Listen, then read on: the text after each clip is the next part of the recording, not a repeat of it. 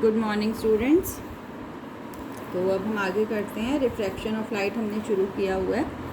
Last lecture में हमने refraction at glass slab किया था, जिसमें दो इम्पॉर्टेंट रिजल्ट्स कंक्लूड किए थे, और हमने किया था real and apparent depth of water tank. आज हम करेंगे refraction at compound slab. Refraction at compound slab ऐसी ही है जैसे कांच की स्लैब हमारे लैब में है, पर कंपाउंड स्लैब है। इट मीन्स कि दो ट्रांसपेरेंट मीडिया है इसमें। सपोज कुछ इस तरीके की स्लैब है,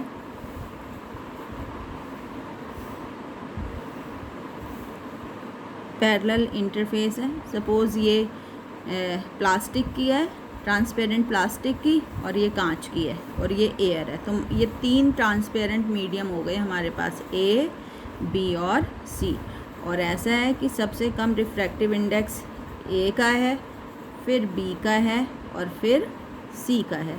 मतलब जब लाइट यहाँ से यहाँ रेयरर से डेंसर, यहाँ से यहाँ रेयरर से डेंसर, लेकिन जब यहाँ से यहाँ निकलेगी तो ये हो जाएगी डेंसर से रेयरर। दो ही बातें आपने याद रखनी है कि जब रेयरर से डेंसर जाती है बेंड टूवर्ड्स द नॉर्मल, और डेंसर से रेयरर आती है तो bends away from the normal. और आपको स्नेल्स लॉ अब लिखना आ ही गया होगा, तो सारा स्नेल्स लॉ की ही एप्लीकेशन है हमारे पास। तो consider a ray of light is incident along a रे ओ ए। सपोज ये ray of light I, incident ray है ओ ए। यहाँ पे हम नॉर्मल गिराएंगे। अब ये आ रही है ए से बी मीडियम में, और बी डेंसर है ए की अपेक्षा, तो it bend towards the normal, bend towards the normal and get incident along A B on interface, जो बी मीडियम को सी से अलग कर रही है। Let this angle be I1, angle of incidence. This is angle of refraction R1। अब यहाँ पर it suffers one more refraction, again it is going from rarer to denser, तो फिर टूवर्ड्स द नॉर्मल और मुड़ गई। ये एंगल है R2। अब R2 कैसे होगा? ये R1 के ही इक्वल होगा। ये हमने प्रूव किया है पीछे जब हमने ग्लास स्लैब किया है। Let this angle be R2।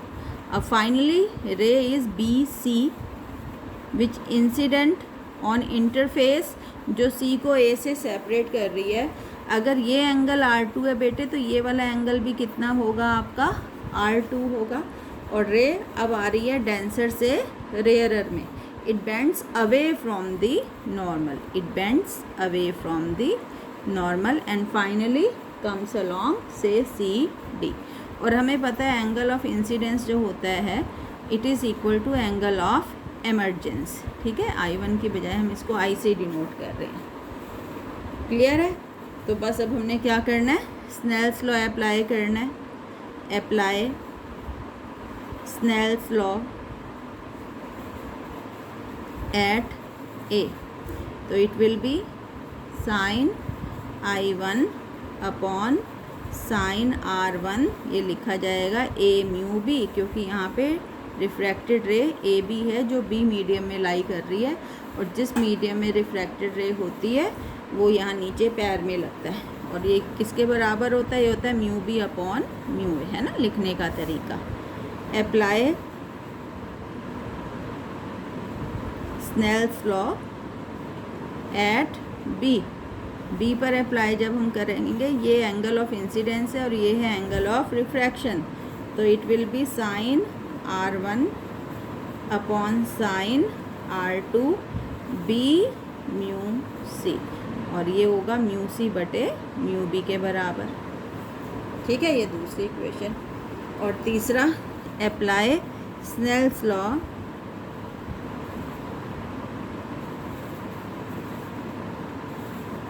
Eight C पर जब हुआ तो साइन R2, ये अब ये है एंगल, ये इंसिडेंट रे है C के लिए, ये रिफ्रैक्टेड रे है, तो ये हो गया एंगल ऑफ इंसिडेंस R2, और एंगल ऑफ रिफ्रैक्शन अब I है।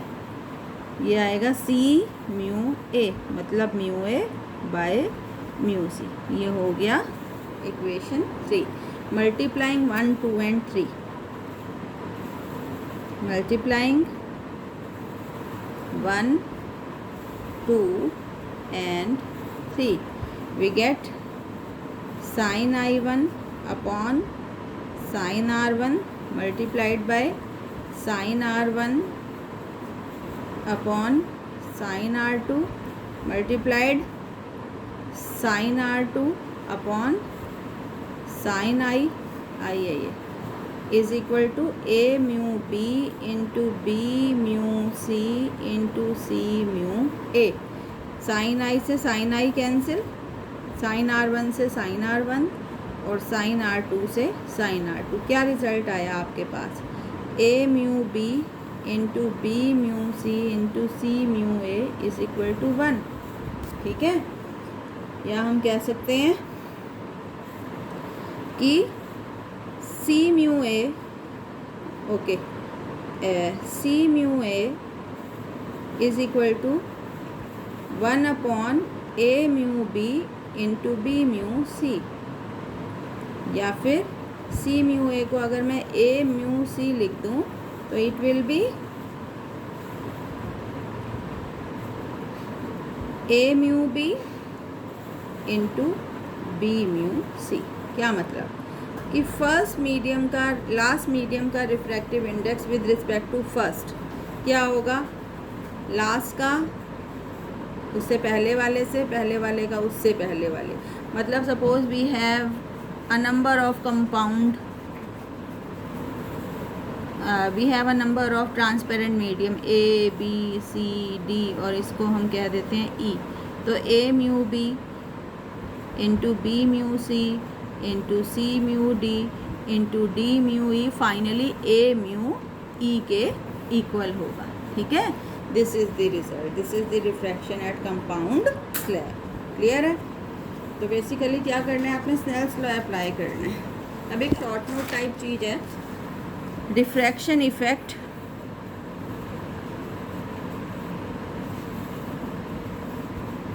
at the time of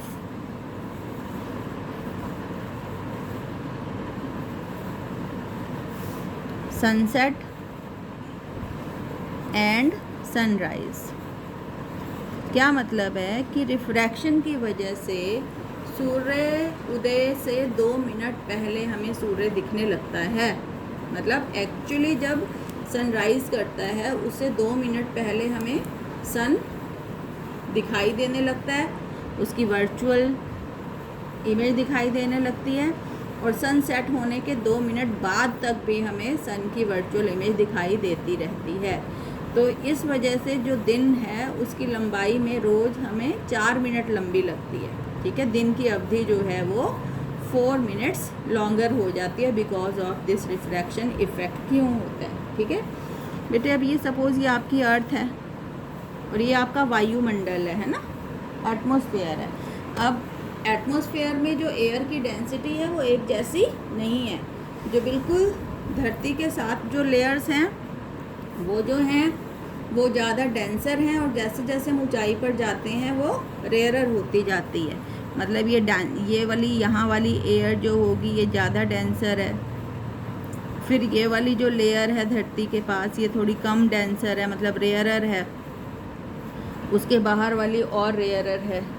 तो सब at the time of sunset या सनराइज, सन जो होता है वो क्षितिज पर होता है ना, होराइजन पर होता है. होराइजन मतलब क्षितिज. क्षितिज होते हैं एक लाइन जहां आपको लगता है कि धरती और आसमान मिल रहे हैं अगर हम दूर से देखें तो. तो जब सनसेट हो गया, एक बार जब ये सनसेट हो चुका है उसके बाद भी हमें ये क्यों नज़र आता है कि जो रे गई सन से वो अब आ रही है रेयरर से डेंसर में. It bends towards the normal, it bend towards the normal. मतलब अगर आप यहाँ हो इस बिंदु पर तो ये रे आपको यहाँ से आती हुई प्रतीत होगी. मतलब ये जो है एस डैश जो है वो आपके सन की वर्चुअल आभासी प्रतिबिंब बनेगा आपका. तो आपको अभी भी लगेगा, जबकि सन सेट हो चुका है, होराइजन से नीचे जा चुका है, लेकिन स्टिल हमें लगेगा कि सन अभी भी होराइजन से ऊपर है. ठीक है, तो this is the refraction effect at the time of sunset and sunrise.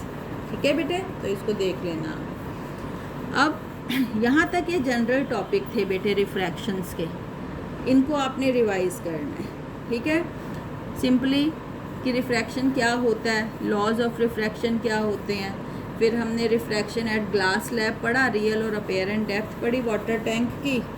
ठीक है, आज हमने ये कंपाउंड स्लैब और ये रिफ्रैक्शन इफेक्ट। तो यहाँ अभी तक ये था जनरल। अब इसमें एक और जो बहुत इम्पॉर्टेंट टॉपिक होता है आगे, वो है बेटे टोटल इंटरनल रिफ्लेक्शन। बहुत इम्पॉर्टेंट है, एग्ज़ाम में आता ही आता है।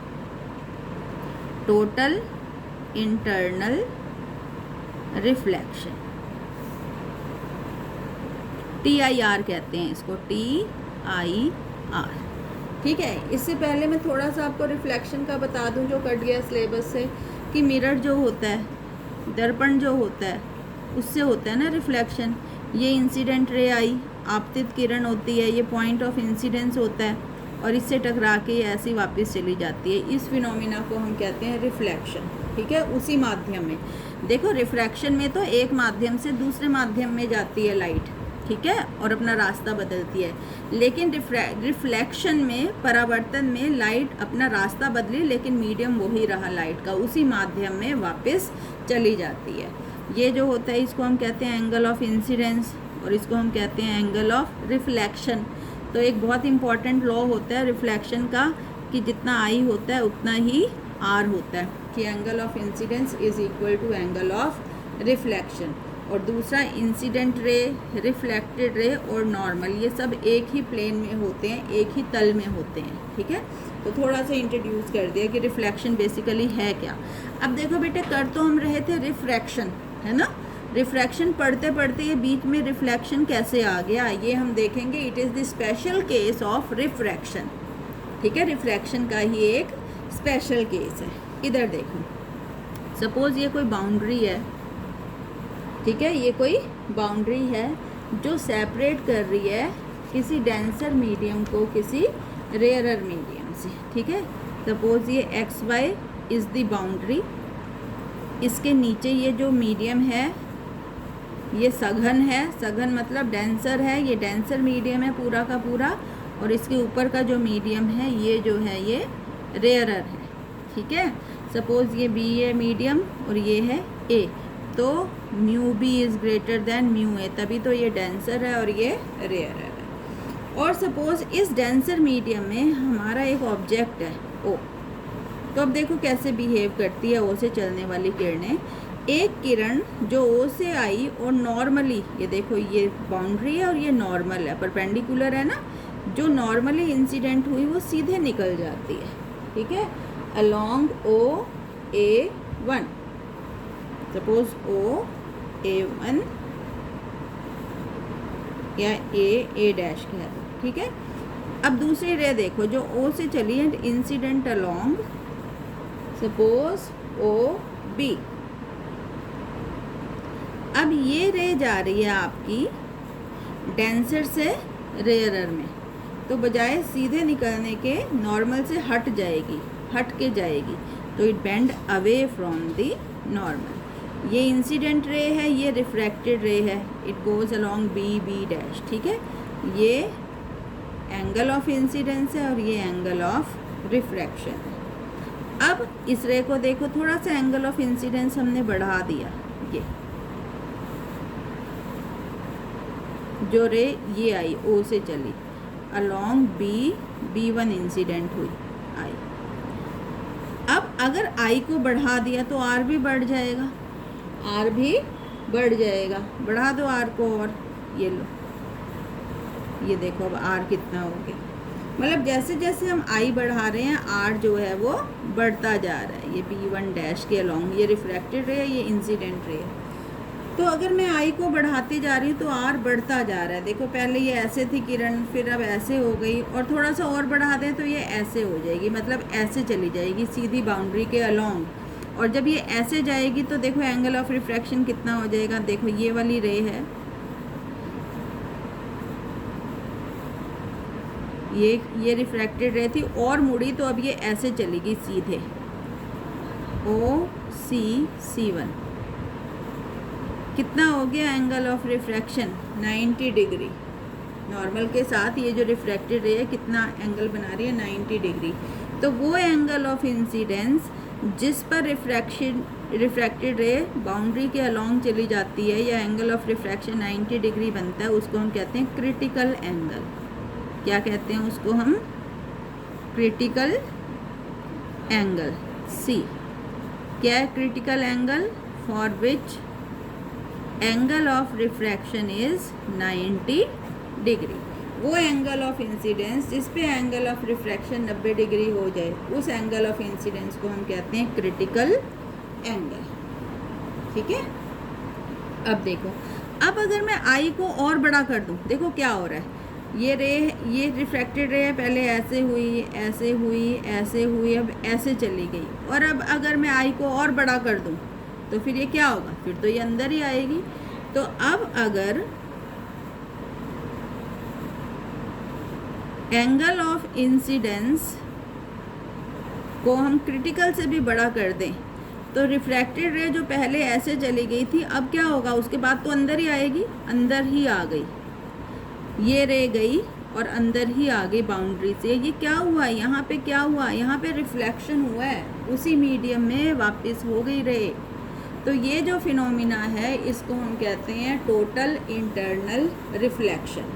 The phenomena of reflecting back of a ray into the denser medium from the boundary of this denser medium and a rarer medium. तो दो कंडीशंस होती हैं बेटे जब टोटल इंटरनल रिफ्लेक्शन होता है। पहला कि रे कहाँ से कहाँ जानी चाहिए? हमेशा डेंसर से रेयरर में, तभी तो ये एंगल ऑफ रिफ्रैक्शन जो है बड़ा बड़ा होगा। अगर रेयरर टू डेंसर होगा तो आर छोटा होता जाएगा और फाइनली रे बस सीधे जा सकती है और कोई कंडीशन नहीं बनेगी। और दूसरा कि एंगल ऑफ इंसिडेंस जो है वो आपका क्रिटिकल एंगल से बड़ा होना चाहिए। तो we have the phenomena of total internal reflection कि रे जो है इस डेंसर मीडियम से बाहर ही नहीं निकल पाई। ठीक है, उसी मीडियम में इस बाउंड्री से रिफ्लेक्ट होके वापस आ गए। This is called total internal reflection. कब होता है? ये दो कंडीशंस फॉलो होनी चाहिए कि ray must travel from denser to rarer medium और angle of incidence must be greater than critical angle. और इसमें क्रिटिकल एंगल हम किसको कह रहे हैं? वो angle of incidence for which angle of refraction कितना हो जाए? 90 डिग्री। तो इसमें बहुत इंपॉर्टेंट है ये सारा का सारा। आपसे कंडीशंस पूछ सकते हैं कि what are the two conditions of TIR। तो ये रही दो conditions, what is critical angle, ठीक है, एंड व्हाट इज़ TIR। अब देखो अगर हम यहाँ पर स्नेल्स लॉ अप्लाई कर दें, यहाँ पर अप्लाई स्नेल्स लॉ। सिंपली चलो पहले यहाँ करो, sine i by sine r is equal to B mu A, क्योंकि रिफ्रैक्टेड रे कौन से मीडियम में लाई कर रही है? ए। और ये कौन सा मीडियम है आपका? बी। तो जिसमें रिफ्रैक्टेड रे होती है वो मीडियम इधर पैर में लगता है। अब when i is equal to c, जब आई किसके बराबर हो जाए? क्रिटिकल एंगल के बेटे। तो आर कितना हो जाएगा? आर हो जाएगा 90 डिग्री। अब अगर मैं ये यहाँ अप्लाई कर दूँ ये दोनों कंडीशंस, साइन आई, आई की जगह साइन सी और साइन आर, आर की जगह 90, तो ये हो जाएगा बी म्यू ए। और साइन 90 होता है 1, तो ये हो जाएगा sine c is equal to B mu A, या ए म्यू बी अगर मुझे निकालना है, ए म्यू बी, तो ये हो जाएगा 1/साइन सी। कि अगर आपको क्रिटिकल एंगल दिया हुआ है, माना किसी मीडियम के लिए, किसी पेयर ऑफ मीडियम के लिए आपको क्रिटिकल एंगल दे रखा है 45 डिग्री, तो आप उस मीडियम का रिफ्रैक्टिव इंडेक्स निकाल सकते हो with respect to air, obviously 1/साइन 45 degree. Suppose if for example if critical angle for a pair of media in contact is 45 degree, find refractive index, find mu। तो mu is equal to 1/sin c। 1/sin45 degree. sin 45 degree होता है 1/√2 और √2 ले जाओ ऊपर और √2 की value होती है 1.414। तो उस मीडियम का रिफ्रैक्टिव इंडेक्स होगा 1.414। ठीक है, तो ये बड़ा इम्पॉर्टेंट रिलेशन आया है हमारे पास। इससे पहले भी म्यू के लिए एक रिलेशन आया था हमारे पास। क्या होता है mu? Speed of light in vacuum to the speed of light in medium, ये भी था। ठीक है, तो ये डिफरेंट फार्मूलेज हैं रिफ्रैक्टिव इंडेक्स के लिए। अब बेटे इसमें है applications of TIR। Applications of TIR total internal reflection की एप्लीकेशंस क्या क्या हैं? तो सबसे पहली एप्लीकेशन है brilliance of diamond. Brilliance of diamond कि डायमंड जो है वो स्पार्कल क्यों करता है। ठीक है, डायमंड जो है वो चमकता क्यों है। तो देखो क्या होता है एक्चुअली, डिफरेंट फेसेस जो होते हैं डायमंड के, they are cut such that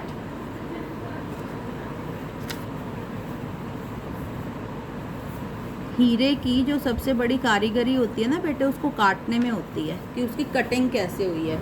otherwise diamond जो है वो एक तरीके का पत्थर ही होता है, लेकिन अगर उस पत्थर को हम अच्छी तरीके से ठीक से कटिंग करते हैं तब वो डायमंड मतलब उसकी तरह बिहेव करता है।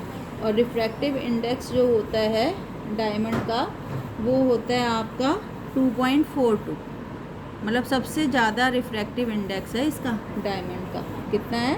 2.42। और क्रिटिकल एंगल जो है होता है डायमंड के लिए वो होता है 24.4 डिग्री। ये वैल्यू है क्रिटिकल एंगल की। ठीक है, डायमंड के लिए। तो वेरियस फेसेस को इस तरीके से कटिंग की जाती है कि एक बार जब लाइट एंटर कर जाए तो फिर जो एंगल ऑफ इंसिडेंस हो वो हमेशा 24.4 डिग्री से ज़्यादा हो। तो जब एक लाइट की रे आई बाहर से अंदर, अभी तो था ये रेयरर से डेंसर, है ना, उसके बाद यहाँ पर अगर ये दोबारा रिफ्लेक्ट जो होके आई, अगर क्रिटिकल एंगल की वैल्यू से ज़्यादा एंगल ऑफ इंसिडेंस। ठीक है, आ रही है बात समझ में? मत देखो, यहाँ से एक बार तो एंटर कर गई लाइट, लेकिन अब जब ये बाहर निकलेगी तो ये आएगी डेंसर से रेयरर में। तो एक कंडीशन तो फुलफ़िल हो रही है कि अब ये निकलेगी डेंसर से रेयरर में, और अगर दूसरी कंडीशन फुलफ़िल हो जाए कि एंगल ऑफ इंसिडेंस जो है वो क्रिटिकल से ज़्यादा हम किसी तरीके से एडजस्ट कर दें, तो ये लाइट की किरण बाहर नहीं निकल पाएगी, ये अंदर ही रिफ्लेक्ट हो गई। फिर इस फेस से रिफ्लेक्ट होके यहाँ आ गई, इससे रिफ्लेक्ट होके, मतलब एक बार जो लाइट की किरण अंदर चली गई, इट सफ़र्स मल्टीपल रिफ्लेक्शंस, अंदर बंद हो गई, वो पिंजरे में बंद हो गई। और वही लाइट की किरण होती है, अंधेरे में भी हीरा चमकता है ना, क्यों चमकता है? वो उसके अंदर जो लाइट गई है वो उसको ट्रैप कर लेता है। ठीक है, और वही जो लाइट होती है वो हमें दिखाई देती है अंदर रिफ्लेक्ट होती हुई। तो brilliance of diamond is due to TIR। ठीक है, दूसरा है मिराज। दूसरी एप्लीकेशन है इसकी mirage. What is mirage? Mirage का मतलब होता है ऑप्टिकल इल्यूजन, आँखों का भ्रम। मरुस्थलों में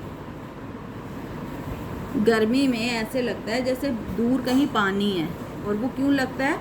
जैसे पेड़ की परछाई है वो हमें उल्टी नज़र आती है रेत में, जैसे पानी के किनारे नहीं पेड़ खड़ा होता है और उसकी उल्टी परछाई पानी में नज़र आती है, तो रेत में उल्टी परछाई बन रही होती है, तो ऐसे लगता है दूर से कि वहाँ कहीं पानी है और जाओ तो पानी नहीं होता, तो एक आँखों का भ्रम बनता है।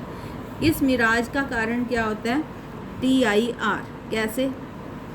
सपोज़ ये आपका ट्री है, मरुस्थलों में रेत होती है, रेत के पास जो बिल्कुल हवा की लेयर है वो बहुत गर्म होने के कारण विरल होती है, रेयरर होती है, और जैसे जैसे हम ऊंचाई पे जाते हैं तापमान कम होता जाता है और ये डेंसर होती जाती है। ठीक है, तो लाइट की एक किरण जो पेड़ से चली वो आ रही है डेंसर से रेयरर में। ठीक है, तो it bends away from the normal like this. और किसी लेयर पर बाई चांस अगर ये कंडीशन भी फुलफ़िल हो जाए कि आई जो है वो सी से बड़ा हो गया, डेंसर से रेयरर तो चल रही हैं, और आई जो है वो सी से बड़ा हो जाए, तो रे जो है वो इसी माध्यम में वापस चली जाती है और हमें लगता है कि ये कहाँ से आ रही है, मतलब आभासी प्रतिबिंब पेड़ का कहाँ नज़र आ रहा है हमें, ओ डैश पर, ओ का। तो ऑब्जर्वर को ऐसे दिखाई देता है कि ये रे जो है वो ओ डैश से आ रही है, मतलब जो पेड़ की इमेज है वो कैसी बनी हुई है, उल्टी। तो हमें किसका आभास होता है, पानी का। ठीक है, तो दिस इज़ मिराज। तीसरी एप्लीकेशन है totally reflecting glass prism. Totally reflecting glass prism. देखो बेटे, वैसे तो कांच में से जब लाइट जाती है तो आर पार चली जाती है, आगे चली जाती है, रिफ्लेक्ट होके वापस थोड़ी ना आती है कांच, ट्रांसपेरेंट कांच में। ये जो टोटली रिफ्लेक्टिंग ग्लास प्रिज्म है, इनको थोड़ा सा इस तरीके से डिज़ाइन किया जाता है कि ये लाइट की रेस को रिफ्लेक्ट कर देते हैं बिकॉज ऑफ TIR। ये प्रिज्म है सपोज कांच का। कांच के लिए क्रिटिकल एंगल होता है 42 डिग्री। ठीक है, एक ये सपोज ये ऑब्जेक्ट है AB, रे गई, अभी तो ये गई एयर से कांच में, रेयर से डेंसर में, लेकिन अब जब ये यहाँ पड़ी नॉर्मल पर, तो सपोज़ ये जो है ये 45 डिग्री पर पड़ती है, मतलब एंगल ऑफ इंसिडेंस जो है वो क्रिटिकल से बड़ा हो गया। तो बजाय बाहर निकलने के ये रे अंदर ही रिफ्लेक्ट होके यहाँ से निकलती है। सिमिलरली जो रे ये चलेगी, ये यहाँ से रिफ्लेक्ट होके, तो ये बनी थी ए की इमेज, मतलब यहाँ पे A डैश बनेगा, यहाँ पे B डैश बनेगा, तो ये हमें ऐसे नज़र आएगी। AB जो है ये ऐसे, मतलब इसने किरणों को कितना रोटेट करवा दिया, 90 डिग्री। ठीक है, ये जो प्रिज्म है इसने कितना रिफ्लेक्ट करा दिया, बाय एन अमाउंट 90 डिग्री मोड़ दिया। और अगर मैं इस प्रिज्म को इस तरीके से रख दूँ तो देखो ये कितना मोड़ती है। ये भी ऑब्जेक्ट है, रे गई, रिफ्लेक्ट होके यहाँ, और यहाँ से रिफ्लेक्ट होके यहाँ गई, रिफ्लेक्ट होके यहाँ, और यहाँ से रिफ्लेक्ट होके यहाँ, ये इतना। अगर ऐसे रखेंगे प्रिज्म को तो ये 180 डिग्री पे मोड़ दिया कि गई और टकरा के वापस, और अगर ऐसे रखेंगे तो 90 डिग्री। तो ये जो टोटली रिफ्लेक्टिंग ग्लास प्रिज्म होते हैं, they are the glass prism which can reflect the light by 90 degree और 180 डिग्री। और लास्ट एप्लीकेशन है इसकी ऑप्टिकल फाइबर्स। ऑप्टिकल फाइबर क्या होते हैं, पतले पतले कांच या प्लास्टिक या क्वार्ट्ज के फाइबर्स होते हैं, धागे टाइप चीज़ होती है, जिस पर हमने एक डेंसर मीडियम की लेयर को कोट कर रखा होता है। ठीक है, एक बार जब लाइट अंदर जाती है उसके बाद ये डेंसर से रेयरर अंदर ही रिफ्लेक्ट होके फाइनली दूसरे एंड से बाहर निकलती है। ठीक है, आपने देखा होगा मार्केट में मिलते हैं प्लास्टिक के से वाइट कलर के शो पीस होते हैं, धागे से होते हैं ऐसे प्लास्टिक के वाइट कलर के, मेले वेले में बैठे होते हैं लोग लेके, और बिल्कुल यहाँ टिप पे लाइट जल रही होती है ऐसे बिंदु बिंदु से। ये जो होते हैं ये ऑप्टिकल फाइबर होते हैं। एक बार जो लाइट एंटर कर जाती है वो दूसरे ही एंड से बाहर निकलती है, जबकि ये ट्रांसपेरेंट भी है बिकॉज ऑफ TIR। और TIR के आगे अपने यूज़ होते हैं कि हमें जब अपनी बॉडी की एंडोस्कोपी करानी होती है, इवन इस फाइबर के अंदर अगर गांठ भी लगी हुई हो ना तो भी लाइट ट्रैवल कर जाती है, दूसरे एंड से ही बाहर आती है। तो बॉडी के ऑर्गन्स की जब एंडोस्कोपी करते हैं कैमरा डाल के अंदर, है ना, स्टमक वगैरह की, तो वो किसकी सहायता से, ऑप्टिकल फाइबर की सहायता से। कम्युनिकेशन में भी, संचार में भी बहुत ज़्यादा इस्तेमाल किया जा रहा है ऑप्टिकल फाइबर कम्युनिकेशन का। तो ये जो हैं ये 4 एप्लीकेशंस हैं TIR की। ये जो क्वेश्चन आता है बेटे हो सकता है 5 मार्क्स में भी आ जाए कि what is TIR, give its 2 essential conditions and give its 2 applications, या अलग से why do diamond sparkle give totally reflecting glass prism की डेमो जो है। ठीक है, तो ये सब भी हो सकता है। तो इसको अच्छे से करना है क्योंकि इसके बाद जो टॉपिक शुरू होगा हमारा वो होगा लेंस, ठीक है। तो लेंसेज से पहले इसका पार्ट इतने इसका पार्ट हम जो है वो मंडे को रख लेते हैं। इसको 2 दिन रिवाइज़ कर लो तुम अच्छे से, रिफ्रैक्शन को पूरा, क्योंकि इस पर ग्रिप बननी चाहिए। और मंडे को 2 बजे हम इतने पार्ट का टेस्ट लेंगे। इसके आगे फिर हम जो है वो रिफ्रैक्शन रिफ्रैक्शन थ्रू लेंसेज शुरू करेंगे, ठीक है। Okay, thank you.